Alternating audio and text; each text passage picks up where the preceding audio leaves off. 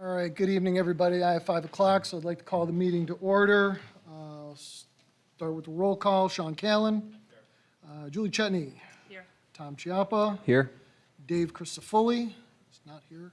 Jim McKenzie. I'm here. Kristen Norfleet. Here. Sean Onmont. Here. And Michael Pastella. Wonderful. We stand for the pledge, please. Pledge allegiance to the flag of the United States of America and to the republic for which it stands, one nation, under God, indivisible, with liberty and justice for all. Okay, so before we get to the floor to the public, I'd just like to welcome our student representative, Michael Pastella. Hi, my name's Michael. Thank you so much for having me. Last year, I served as the president of the Student Council, and this year I have the honor of being the student representative to the board. In school, I'm also on the Envirothon team here, and I'm also a member of the National Honor Society, and outside of school, I'm an Eagle Scout in the Boy Scouts of America. Thank you. Thank you. All right, to also welcome Dr. Kilmer. This is his second day here, but the first board meeting, so welcome again. All right, and I'd like to thank you, Amanda Caldwell, for all of the work that she did to help open the district in the acting superintendent role. Thank you very much for all of your service. Appreciate it. I won't say anytime. Fair enough. Fair enough. All right, we have floor to the public, and we do have somebody signed up, so we have one person. So I'll just read through these real quick. Speaker who signed up is permitted 3 minutes for their comments. All comments must be directed to the board president. The board will listen to comments and input, will not necessarily debate or discuss items. Operational matters will be directed to school administration for handling. The board is not permitted to address personnel or individual student matters in open session. The board president has the authority to end the speaker's comments or to close public comment as appropriate. Any additional written correspondence or letters may be directed to the board clerk for distribution to the board. The board expects proper decorum at all times, and all speakers should state their full name and address. So I have Tom Wiegand? Wiegand. Thank you. Hi, I'm Tom Wiegand. I live at 41 Carson Drive right here in Oswego. What else did you want me to tell you? My address? I'm a Libra. I don't know.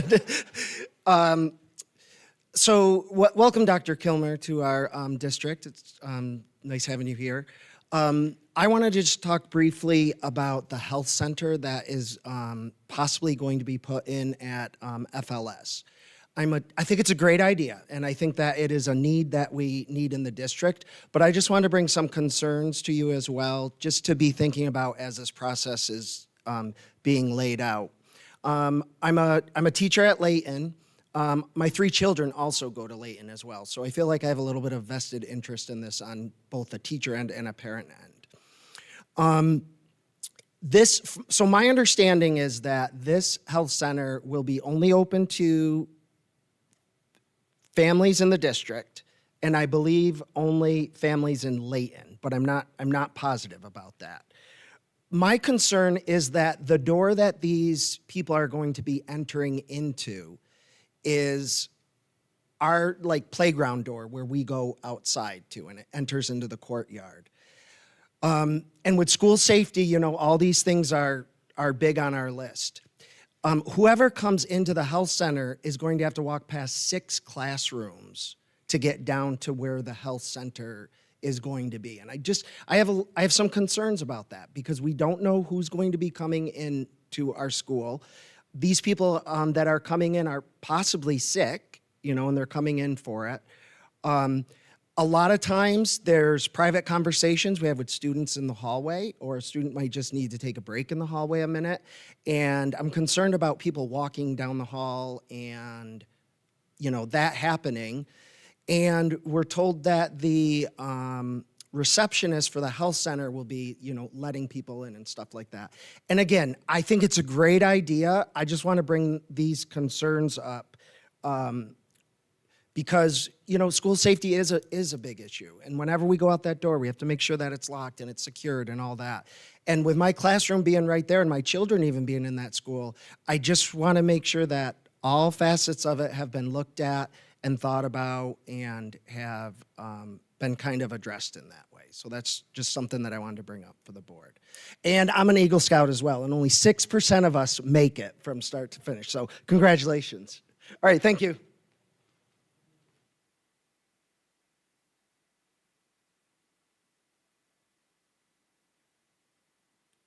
We're to the Board of Education. Item A is an employee agreement amendment. So it's upon the presentation recommendation of Dr. Kilmer that we approve an employment agreement amendment for Jessica Papalardo, who is our district treasurer. Is there a motion? I'll make the motion. Thank you, Tom.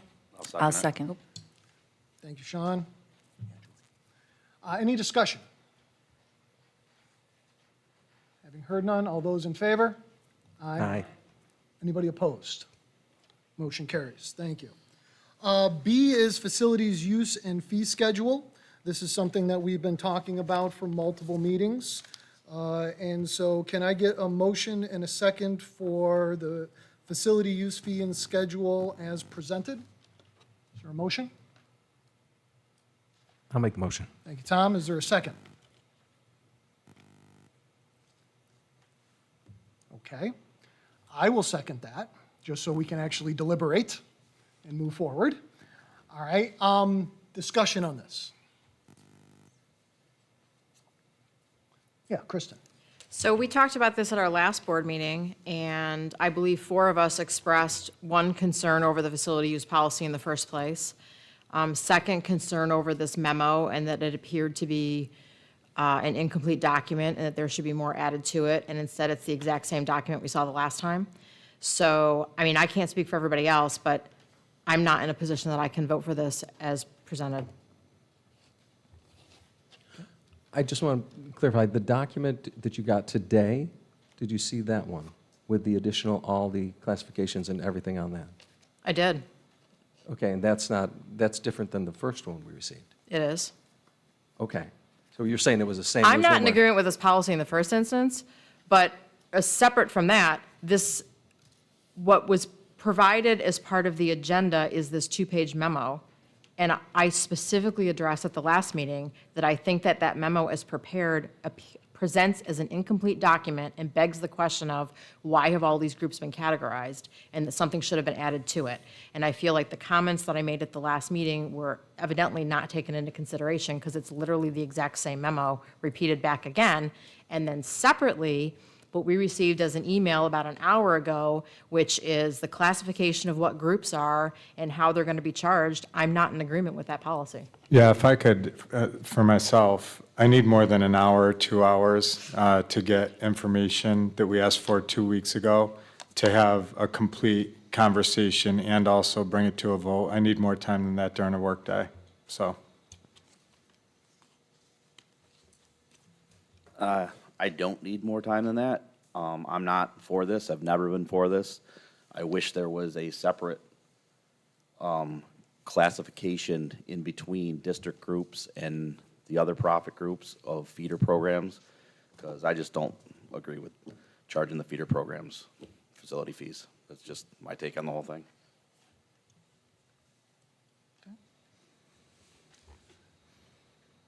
So do we want to have, we invited our athletic director here. I don't know if there were any, Dave Crisafulli was our other member there.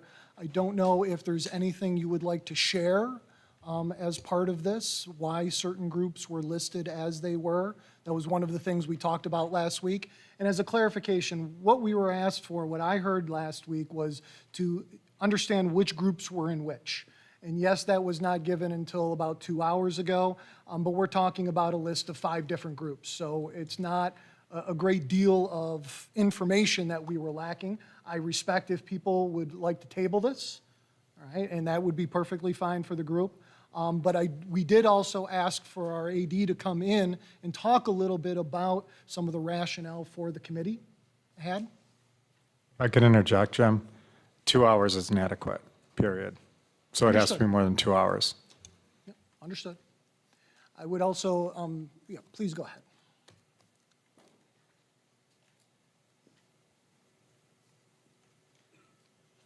I'm not sure if I needed to come to the microphone, but here I am.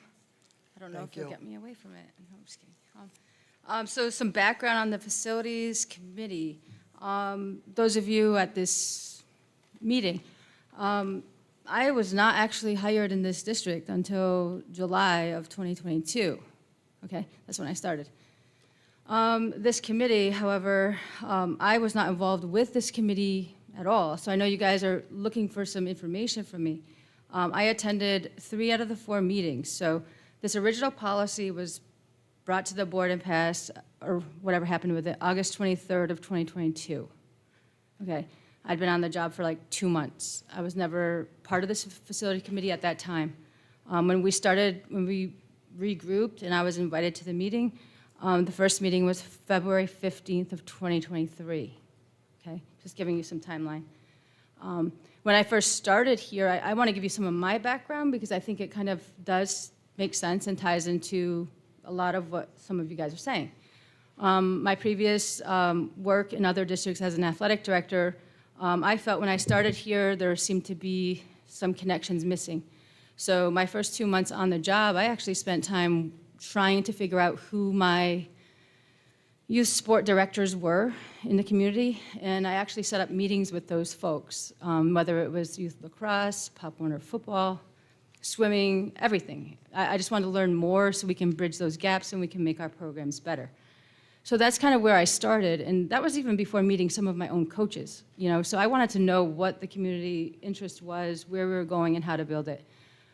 So I guess in my line of work, whether there are students, I mean, this group, all these youth athletes are my students.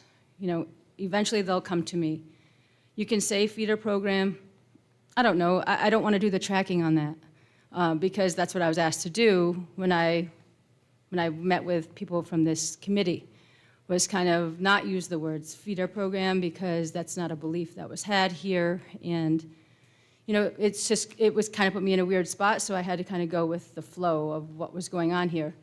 I'm here to do the job of directing athletics, and for me, you know, whether they're students in Pop Warner football or students in youth soccer, swim, whatever, they will all eventually be my students, and they'll all eventually do something in athletics. So does it mean that a Pop Warner football player is going to feed into the football program?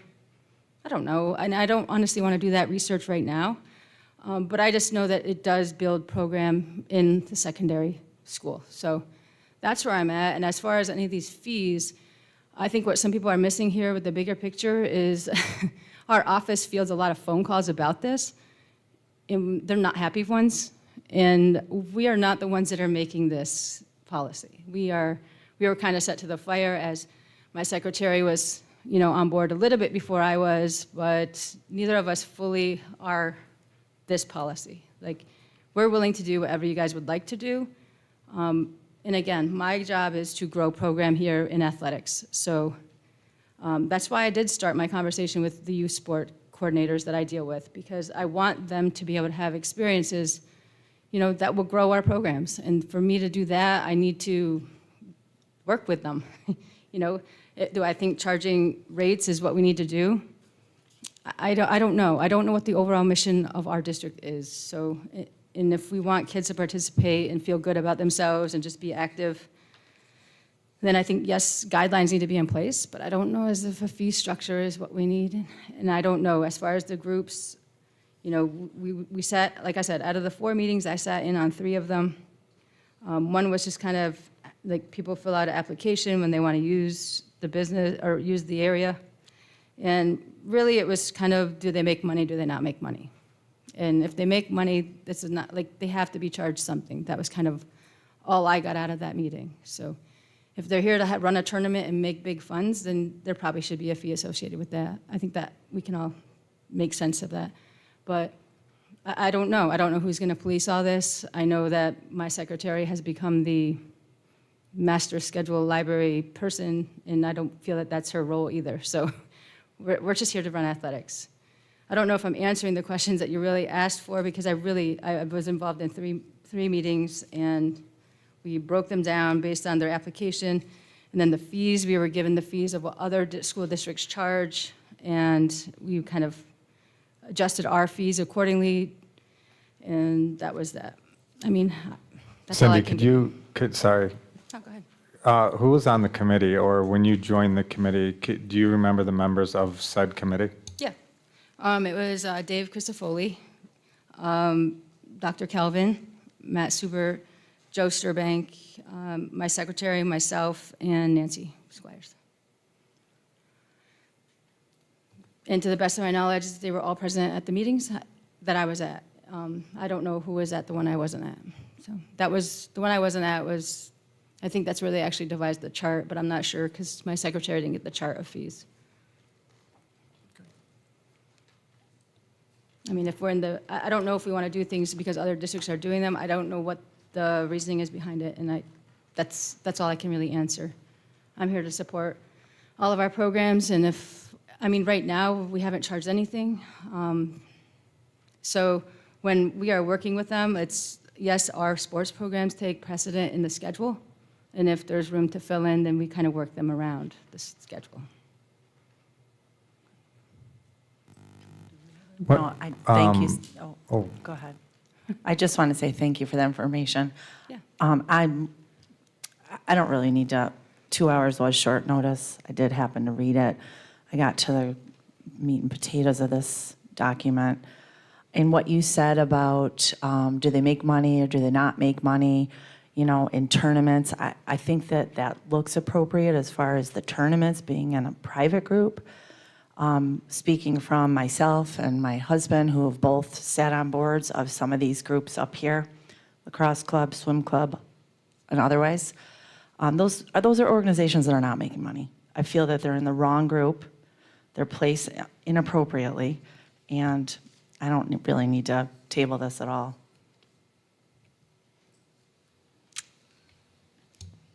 Did you have something? Yeah, sorry, Jim. When we have this discussion, it is about, you know, money to cover costs associated with everything that is opening the building, maintaining the building while these groups come in. When was the last time that we've discussed gate fees since they've been taken away so that we could have that revenue stream maybe offset some of these? I mean, that's been gone for a while in certain sports. Last week, I went down to Auburn. I paid money to watch soccer. I didn't really have a problem with it because my son was playing. When's the last time that we considered that in the district? If you're asking me, I've been here like 14 months in 3 hours. No, I'm just kidding. I don't know. I've never actually brought that up only because I felt like, you know, it's equitable. It allows everyone to be there. And I think in my previous roles in other districts, it's you as a parent are paying an awful lot to have your kid at those contests all the time. Do I think you should be paying to watch your kid play all the time? I think you're putting in enough money, but I don't know. I don't speak for the school district. I'm just speaking from my own personal background. But as far as when has it been discussed here, that would have to go back in lots of board meeting minutes, I guess, because I wasn't here. So Cindy, as part of your discussions for the 3 of the 4 meetings that you were at, was it brought up about the legality of doing this? So from previous conversation, it's my recollection that we're not allowed to gift organizations. And so for these groups that charge money to participate, that was a rationale behind it as opposed to the other groups who did not charge. Do you recall? I would guess the legality would be that we're not supposed to be using this public space to make funds. Not necessarily like us, but outside groups not supposed to do that. I mean, that's about as much as I know. As far as legality in any other way, I don't think that was mentioned. It was really kind of, you know, to help the wear and tear on our own facilities, but also to pay for costs associated with people that are having to be here to run it, because that is something in one of our contracts for a custodian to be, you know, on duty for an event, even our own practices. Jim, if I could, I'd ask the board to consider to table this and to submit to me specific questions that each of you have with this issue and allow me to answer them directly.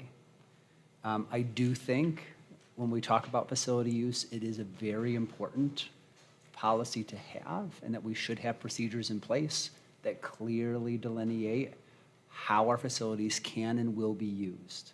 I think it protects the district, but it also protects those that are utilizing the facilities as well.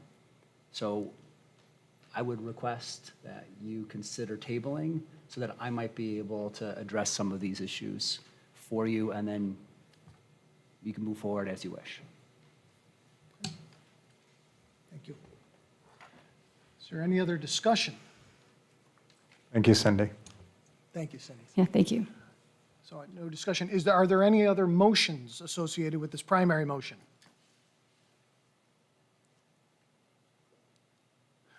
Okay. I'm going to move to table this. Is there a second? Second. Thank you, Tom.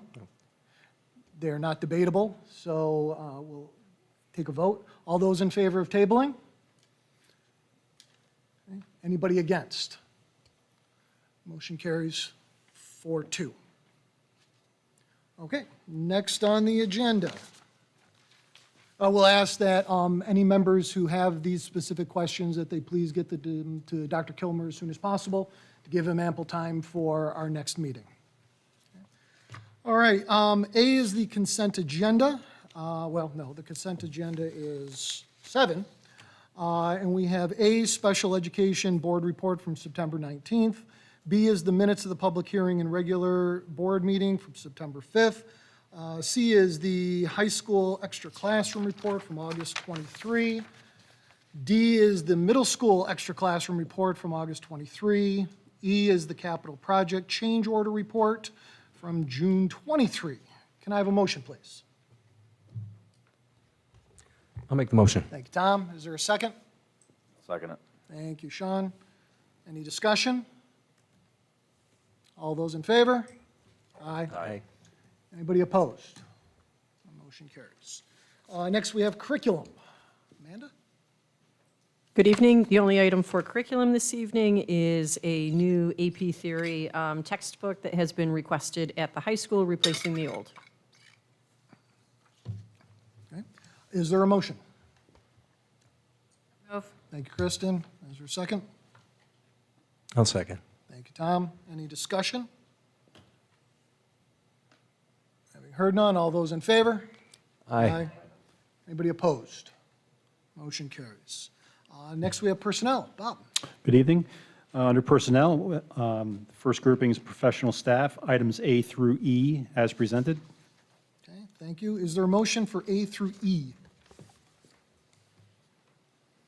I'll move it. Thank you, Sean. Is there a second? I'll second. Thank you, Kristen. Any discussion? Okay, all those in favor? Aye. Anybody opposed? Motion carries. All right, Bob? Next group are support staff recommendations, items F through I as presented. Okay. Is there a motion for F through I? Move. Thank you, Kristen. Is there a second? I'll second. Thank you, Tom. Any discussion on F through I? Having heard none, all those in favor? Aye. Anybody opposed? Motion carries. The last group, we have substitute and temporary employees, extra compensatory positions, and extracurricular volunteer recommendations. So that is items J through M as presented. Okay. Is there a motion for J through M, please? Thank you, Sean. Is there a second? Oh. Thank you, Kristen. Any comments? Having heard none, all those in favor? Aye. Anybody opposed? Motion carries. Finance, Dr. Kilmer. It's me. Oh, you're going to do it. Oh, I am. we talked ahead of time. And, Oh, did you want to do it? You're welcome to. No. I don't want to take your Go thunder. for it, Lisa. All right. Hi, everyone. Item A is a budget transfer request from overtime clerical to bonds and insurance, and this is because tank liability insurance has gone up. The replacement costs since COVID have substantially increased. So item A. Okay, is there a motion? I'll move. Thank you, Kristen. Is there a second? I'll second. Thank you, Tom. Any discussion? Heard none. All those in favor? Aye. Anybody opposed? Motion carries. Item B is for another transfer request from equipment to contractual and transportation for the amount of $35,312. And this is for the transfers of software. That's the transportation routing software that is in process right now. It's a two-stage implementation. They are currently in training right now for software, and they're hand scheduling students to make sure that the software is completely accurate. But that's for that transfer. Okay, is there a motion? I'll make the motion. Thank you, Tom. Is there a second? Thank you, Kristen. Any discussion? Having heard none, all those in favor? Aye. Aye. Anybody opposed? Motion carries. Item C is a budget amendment as presented. This is for the Minetto Playground, and they're still waiting on a quote for installation. Okay. Is there a motion, please? I'll make the motion. Thank you, Tom. Is there a second? I'll second. Thank you, Sean. Any discussion? Just like to say thank you very much to the Minetto Home and School Association for that, and as the playground keeps moving along, I appreciate that, so thank you. Thanks. Anybody else? Okay, all those in favor?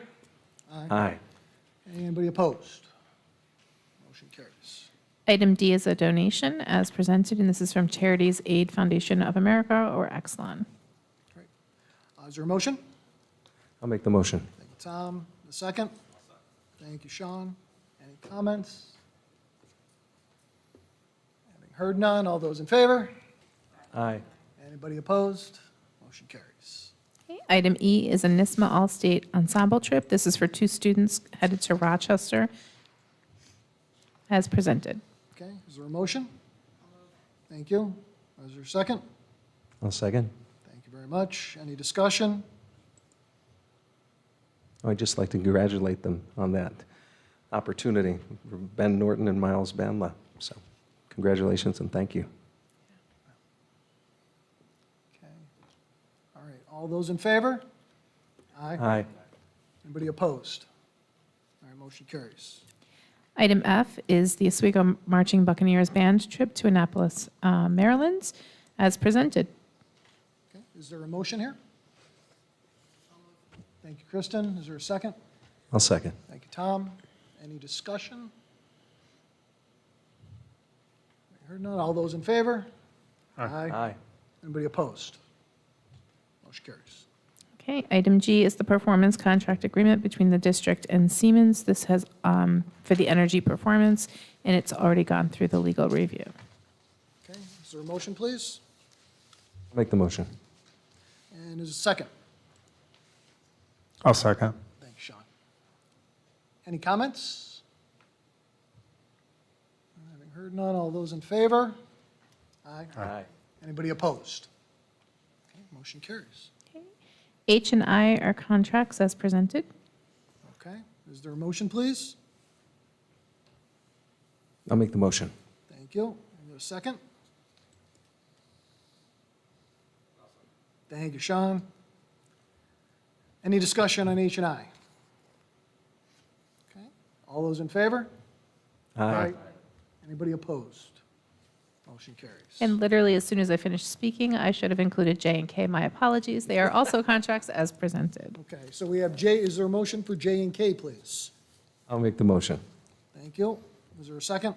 I'll second. Thank you, Sean. Any comment? Discussion? Okay, all those in favor? Aye. Anybody opposed? Motion carries. I believe I need to do these 2 separate, so I will. L is the funding of the capital reserve, and this is worded to fund the capital reserve up to $2 million, with the final amount to be approved and accepted when the by the Board of Education when the audit is complete. Okay, is there a motion? I'll make the motion. Okay, is there a second? I'll second. Thank you, Sean. Any discussion here? No, I just want to say, I think we're approaching our max, or we will, depending upon how we handle this at the end, but be in a good position relative to having our capital reserve fund all the way maxed out, which will help us in the next phase as we move along. Yes, and so these 2 agenda items, the funding of capital and funding of unemployment reserve, was at the request of our auditor that we met with, who said that it would be good to have in there an up to amount, but it's okay to have the language that the board would have final approval. That up to amount helps with the final audit that they need to do, but those dollar amounts will still be decided by the board when we know exactly how much money we have. So we believe we may have more than $2 million. So the reason why this is up to $2 million is because the capital reserve fund is maxed at $10 million. So we cannot go higher than that without a voter referendum. And then depending upon how much money we have left over, that would be the next agenda item. Okay. Any other comment or discussion? Okay. All those in favor? Aye. Anybody opposed? All right, motion carries. And M is the funding of the unemployment reserve, also worded funding of the unemployment reserve up to $3.5 million, with the final amount to be approved and accepted by the board when the year-end audit is complete. Great, thank you. Is there a motion? I'll make the motion. Thank you, Tom. Is there a second? Thank you, Sean. Any discussion? Having heard none, all those in favor? Aye. Anybody opposed? Motion carries. And N through Q are really as presented. It is our annual information for tax collection, assessed values, rates establishment, roll, tax warrants. Okay. So is there a motion for N through Q? I'll move. Thank you, Kristen. Is there a second? I'll second. Thank you, Tom. Any discussion? Having heard none, all those in favor? Aye. Anybody opposed?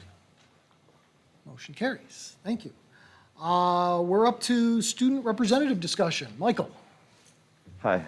So something I just wanted to bring to the board's attention is that last year, a group of counselors and vice principals walked around the school and asked students things that they wanted that they thought would make the school better, and one of those was cameras in the student parking lot. I don't believe there are currently cameras in the student parking lot still, so I just wanted to bring that to the board's attention, as that is something that the students desire and has been talked about, but I don't believe progress has been made. Thank you. All right, items from the board.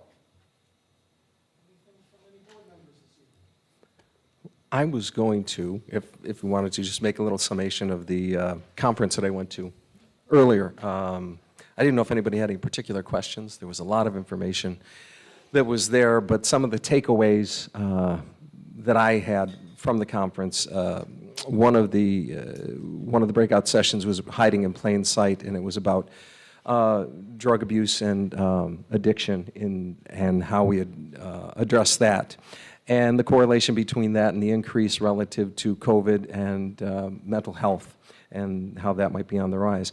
Some of the good things that I had to take away from there is our relationship with Farnham is very positive. And they look at that, relative to the state as far as intervention and dealing with treatment as well as that, so that we should foster that. That's a big plus. Again, the rise in mental health issues during COVID were high.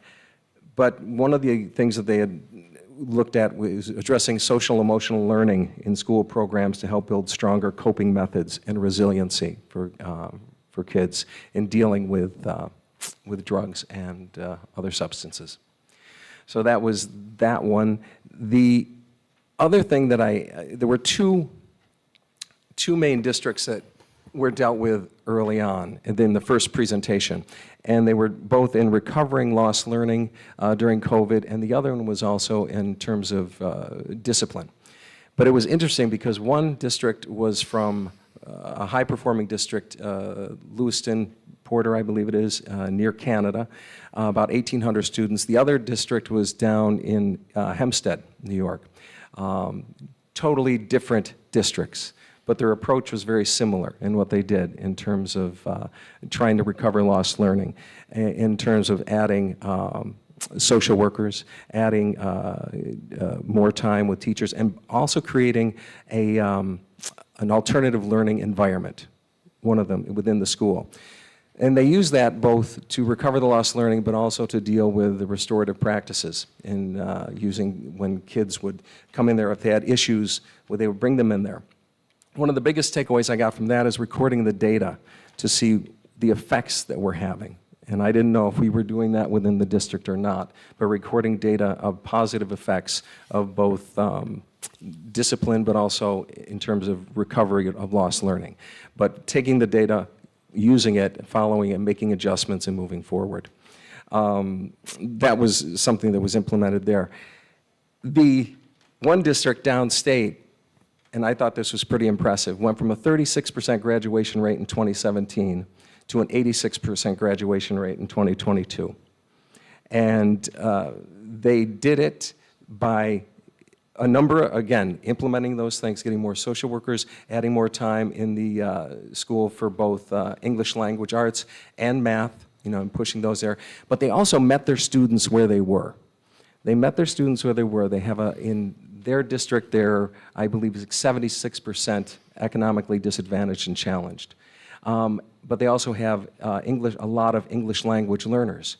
So they addressed the kids and they modified their class to teach the kids where they were in terms of English language learning. So they took the tests and changed them over so they were in their native language. And the results were dramatic in terms of the math component.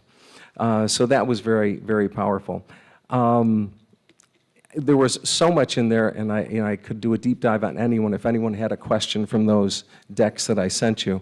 But one of the big takeaways that I had was that the process is always ongoing, right? The process in terms of education, seeing where we are, adapting, taking that data, and then moving forward. And it's never ending. It's a never-ending process. It is always going to go on. It's always going to change. So I thought that was very important.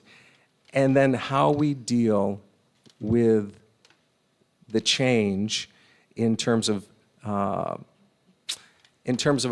social emotional learning, but also in how we deal with kids since the advent of social media.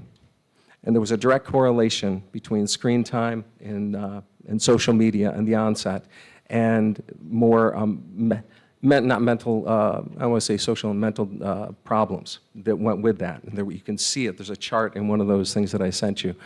And I think that was very important, how we teach kids with the social emotional approach, so how they are able then to deal with social media and the effects of it, because there's a lot of that.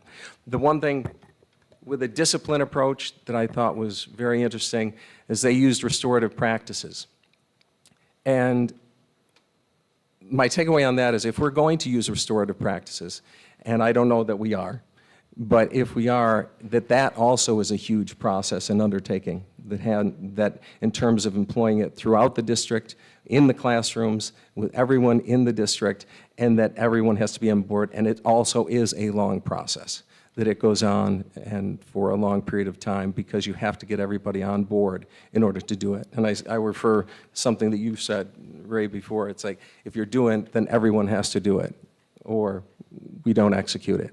But that was one of the things there, because restorative practices were very, very prominent in every presentation in terms of how they're dealing with discipline, and that discipline in the traditional sense was had more negative implications than trying to modify it.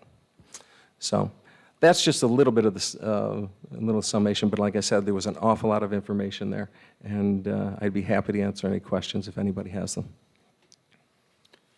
Tom, thanks for sending that over to us.